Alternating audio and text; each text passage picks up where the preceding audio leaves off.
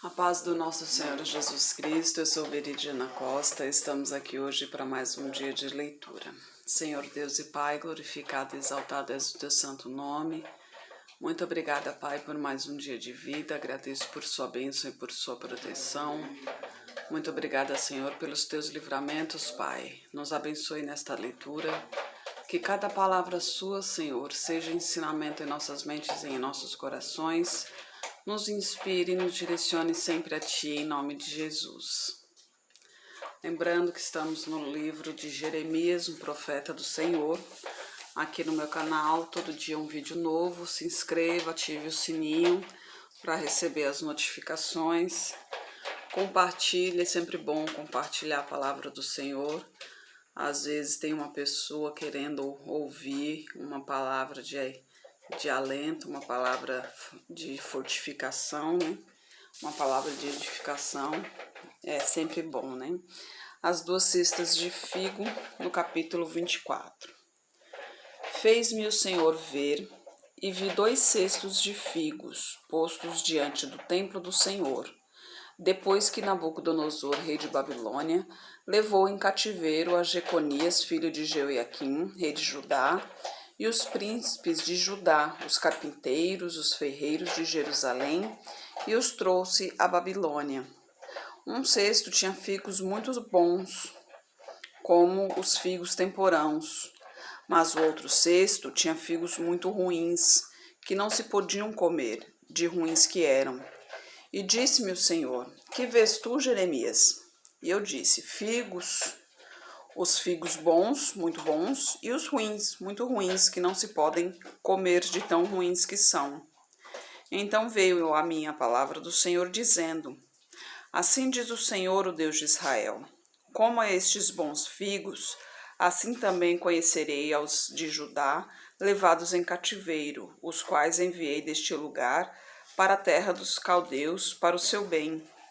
Porei os meus olhos sobre eles, para o seu bem, e os farei voltar a esta terra, edificá-los-ei, e não os destruirei, plantá-los-ei, e não as arrancarei, dar-lhes-ei coração, para que me conheçam, porque eu sou o Senhor.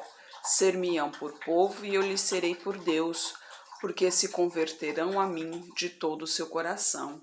Olha só que maravilha aqui, né? Deus já profetizando bem a favor de seu povo, né? Ele já tinha dito ali que o povo que fosse em cativeiro à Babilônia, esse lhe pouparia a vida. Seriam cativeiros em Babilônia, mas ficariam vivos, né?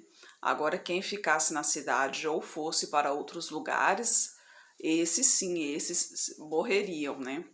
E aqui, ali, mais uma vez, enfatizando a profecia do Senhor, né? E a condenação de Zedequias no versículo 8. E como os figos ruins, que não se podem comer, de ruins que são, porque assim diz o Senhor, assim entregarei Zedequias, rei de Judá, os seus príncipes, o restante de Jerusalém, que ficou nesta cidade, e os que habitam na terra do Egito, e entregá-los-ei para que sejam um prejuízo, uma ofensa para todos os reinos da terra, um opróbrio e um provérbio, e um escárnio e uma maldição em todos os lugares para onde eu os arrojar, e enviarei entre eles a espada, a fome e a peste, até que se consumam de sobre a terra que lhes dei a eles e a seus pais. Aqui Deus enfatizando a profecia, né? Então, os que foram, né, os que ficarem na terra de Judá e os que foram para outras cidades, né, Egito, para a cidade dos caldeus, esses seriam mortos, né? E agora a profecia dos 70 anos, que serão o tempo, que esse será o tempo de cativeiro na Babilônia, o tempo de cativeiro do povo de Judá na terra de Babilônia, no capítulo 25. Palavra que veio a Jeremias acerca de todo o povo de Judá no 4º ano de Jeoiaquim, filho de Josias, rei de Judá, que é o 1º ano de Nabucodonosor, rei de Babilônia, a qual anunciou o profeta Jeremias a todo o povo de Judá e a todos os habitantes de Jerusalém, dizendo: Desde o ano 13 de Josias, filho de Amon, rei de Judá, até este dia, que é o ano 23, veio a mim a palavra do Senhor, e vou-lo falei a vós, madrugando e falando, porém não escutastes. Também vos enviou o Senhor todos os seus servos, os profetas, madrugando e enviando, porém não os escutastes, nem inclinastes os vossos ouvidos para ouvir. Dizendo: Convertei-vos agora cada um do seu mau caminho e da maldade das suas ações, e habitai na terra que o Senhor vos deu e a vossos pais para sempre. E não andei após outros deuses para os servirdes e para vos inclinardes diante deles, nem me provoqueis a ira com a obra de vossas mãos, para que não vos faça mal. Porém, não me destes ouvidos, diz o Senhor, mas me provocastes a ira com a obra de vossas mãos para o vosso mal. Portanto, assim diz o Senhor dos Exércitos: visto que não escutaste as minhas palavras, eis que eu enviarei e tomarei a todas as gerações do norte, diz o Senhor, como também a Nabucodonosor, rei de Babilônia, meu servo, e os trarei sobre esta terra, e sobre os seus moradores, e sobre todas estas nações em redor, e os destruirei totalmente, e farei que sejam objeto de espanto, de assobio e de perpétuas desolações. Aqui só um paralelo aqui, né? Interessante que aqui Deus fala, né? Como também Nabucodonosor, rei de Babilônia, meu servo. Nabucodonosor não era israelita, né? Ele era rei de Babilônia. Lembra que Babilônia foi uma terra muito forte. Nabucodonosor era um rei impiedoso, matava qualquer um por qualquer coisa. Na Babilônia ele fez uma obra de materiais, de metais preciosos, né? Para ser adorada, né? Lembra até que de Sadraque, Mesaque e Abidnego foram os únicos que não se prostraram, e ele inclusive mandou jogá-las na fornalha. Mas aqui Deus diz que Nabucodonosor era seu servo, para a gente ver, né? Uma coisa muito interessante. Então, tudo aquilo ali já era planejado por Deus, né? Nabucodonosor, ele foi um rei muito importante, né? Imponente, muito forte. Todos tinham medo dele, né? Como se diz assim, ele conquistou muitas terras. Babilônia era uma cidade muito rica, né? De boa fama. Aliás, de boa fama não, de muita fama, mas não era boa fama, era fama de impiedosa. E mesmo assim Deus diz que era um servo do Senhor, né? Então, no final, quando a gente vê a história de Babilônia, aí a gente entende o porquê, né? Porque Deus diz ali que tudo o que aconteceu ali, tudo o que Nabucodonosor fez, né? Tudo que ele conquistou foi com a permissão de Deus, para que todos entendessem, para que todos vissem que Nabucodonosor era imponente, né? Muito forte, mas que nem o homem mais forte do mundo, mais importante do mundo, chega aos pés de Deus, pois Deus o transformou em fera e ele foi morar na selva junto com os outros animais, né? Então Deus o humilhou, Deus o rebaixou, né? E assim ele reconheceu o Senhor como o único e verdadeiro Deus, né? A história de Nabucodonosor também é algo fascinante, afinal de contas, um homem poderosíssimo, né? Um homem de fama imponente, e ele desdenhava Deus, né? Ele não acreditava no Senhor, né? Ele enfrentava Deus, porque ele se sentia o maioral, né? Até que Deus mostrou para ele o seu verdadeiro lugar. E assim ele reconheceu que Deus realmente é o único, é o verdadeiro e exatamente o soberano, né? E aqui Deus já dizia, né, que Nabucodonosor era o seu servo. Então hoje a gente entende realmente, né? Mesmo com tudo o que acontecia ali, mas Deus já tinha planos na vida dele ali, né? É interessante isso, né? Aí a gente continua no versículo 10. E farei desaparecer dentre eles a voz de gozo e a voz de alegria, a voz do esposo, a voz da esposa, como também o som das mós e a luz do candeeiro. E toda esta terra virá a ser um deserto e um espanto, e estas nações servirão ao rei de Babilônia 70 anos. Será, porém, que quando se cumprirem os 70 anos, visitarei o rei de Babilônia, e esta nação, diz o Senhor, castigando a sua iniquidade e a da terra dos caldeus, farei deles uns desertos perpétuos, e trarei sobre aquela terra todas as minhas palavras que disse contra ela, a saber, tudo quanto está escrito neste livro, que profetizou Jeremias contra todas estas nações, porque também deles servirão muitas nações e grandes reis. Assim lhes retribuirei segundo os seus feitos e segundo as obras das suas mãos, porque assim me disse o Senhor Deus de Israel: toma da minha mão este copo do vinho do furor e darás a beber dele a todas as nações às quais eu te enviarei, para que bebam, tremam e enlouqueçam por causa da espada que eu enviarei entre eles.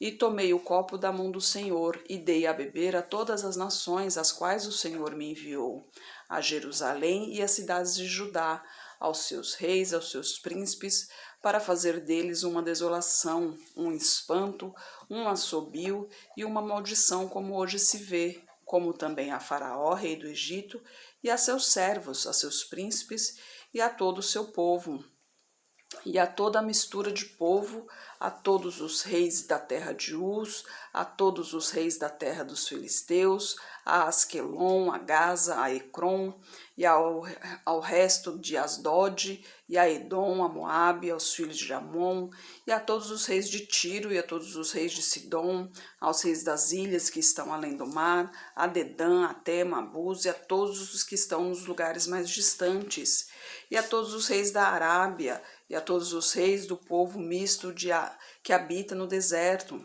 e a todos os reis de Zinri, a todos os reis de Elão, e a todos os reis de Média, e a todos os reis do norte, e os de perto e os de longe, tanto um como o outro, a todos os reinos do mundo que estão sobre a face da terra, e o rei de Sesaque beberá depois deles, pois lhes dirá: assim diz o Senhor dos exércitos, o Deus de Israel: bebei e embebedai-vos, vomitai e caí, e não tornareis a levantar-vos por causa da espada que eu vos enviarei. E será que, se não quiserem tomar o copo da tua mão para beber, então lhes dirás: assim diz o Senhor dos exércitos: certamente bebereis, porque eis que na cidade que se chama pelo meu nome, começo a castigar, e ficarei vós totalmente inocentes? Não sereis inocentes, porque eu chamo a espada sobre todos os moradores da terra, diz o Senhor dos exércitos. Tu, pois, lhes profetizarás todas estas palavras e lhes dirás: o Senhor desde o alto bramirá e fará ouvir a sua voz desde a morada da sua santidade. Terrivelmente bramirá contra a sua habitação, com um grito de alegria, com dos que pisam as uvas contra todos os moradores da terra.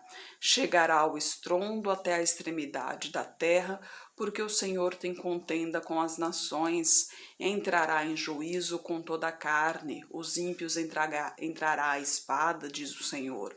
Assim diz o Senhor dos exércitos: eis que o mal passa de nação para nação, e grande tormenta se levantará desde os confins da terra.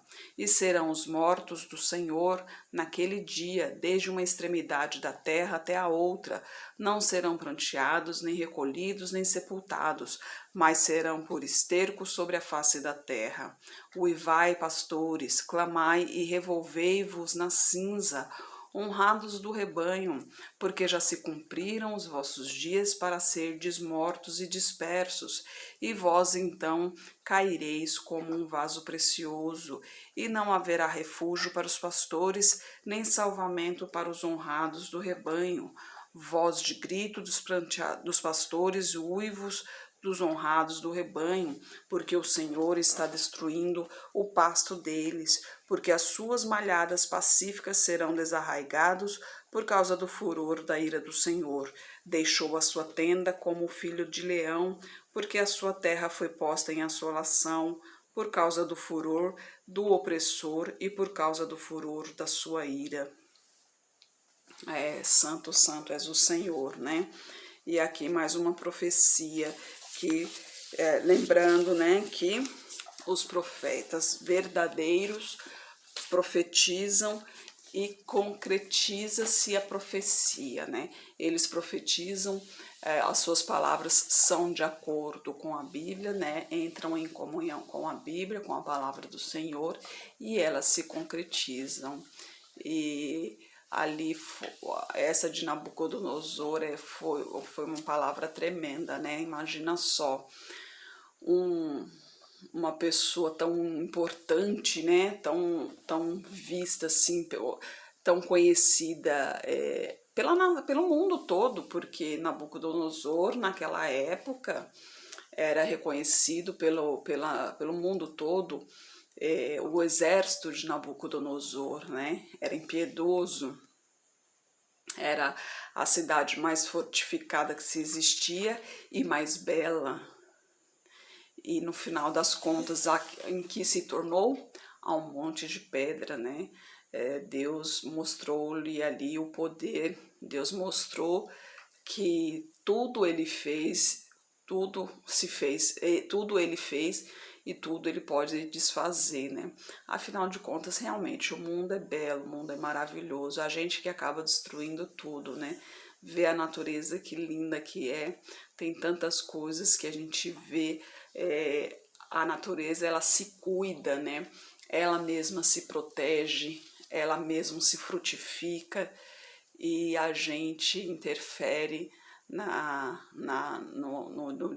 função dela, a gente interfere na natureza e acaba dificultando mais a vida da natureza, né? O mundo poderia ser bem melhor se não fosse a intervenção humana. Realmente é isso mesmo, a entrada do pecado acabou modificando tudo, né? Era o paraíso, mas brevemente voltará a ser, né? Essa é uma promessa divina, né? Uma promessa de Deus, que o reino do Senhor voltará e em breve nós estaremos lá. Essa é a nossa luta, né? Essa é a nossa missão para voltarmos para o reino do Senhor.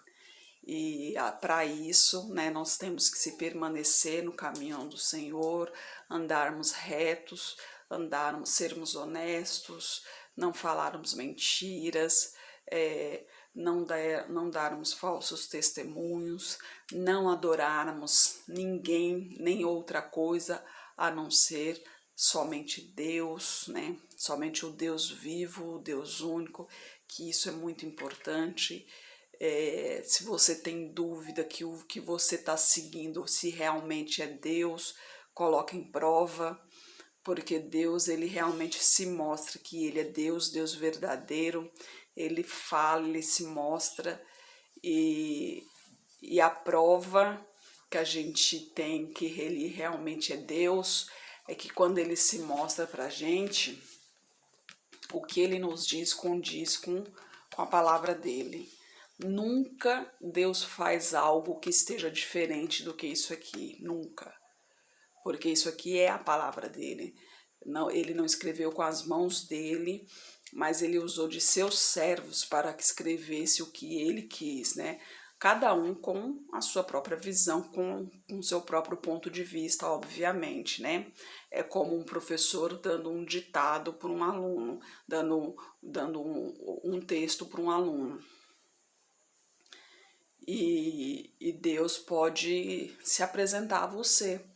ele pode realmente, você pode colocar Deus à prova se você realmente tem dúvida de que você está servindo a Deus realmente, se você está em dúvida de que Deus, que o caminho que você está seguindo realmente é o caminho de Deus, você pode colocar Deus à prova. Porque o que ele quer é que você esteja certo, que você esteja no caminho dele, né? E que você não seja enganado. Então você pode colocar à prova. Então sente-se em seu quarto de preferência, ajoelhe-se e converse com ele, converse abertamente, fala: Deus, se mostre a mim, Senhor, me dê um sinal de que realmente o Senhor é Deus, de que eu estou no caminho certo. E ele vai conversar com você, ele vai se mostrar a você, né? E procure manter sempre essa intimidade com o Senhor, porque é essa intimidade com o Senhor que nos fortalece, porque nós mesmos, nós somos fracos, não somos nada, né?